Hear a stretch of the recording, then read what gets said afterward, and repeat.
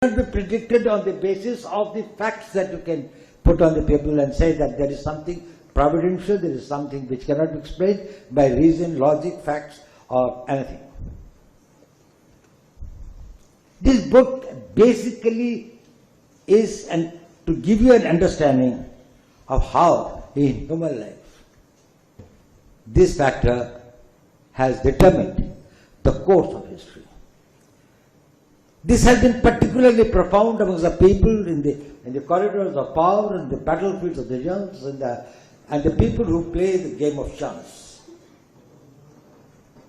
There is a second factor, that this X factor, is it determinable? And if yes, can there be any parameters? One of the thinking or one of the hypotheses was that the statistical arrangements probably has got something to do with what happens in your life. What happens in your life is not all that you do, all that people do to you, not all the circumstances in which you live, but there is something that if Akbar is born few hours before, the destiny is different.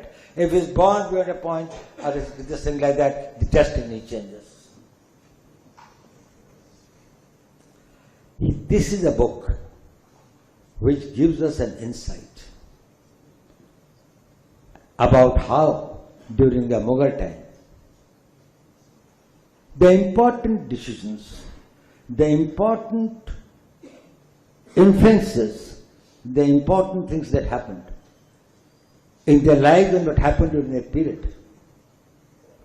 These emperors and these people who established one of the biggest empires of the world, they were also deeply suffering from a sense of insecurity. People who believe in unpredictable are those who are insecure. And people who are insecure, they try to find solutions to that.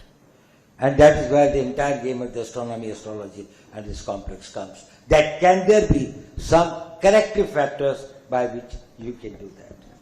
Now, as I said, when I read this book, the first thing that came to my mind is, after me the chaos. Who is saying this and to whom?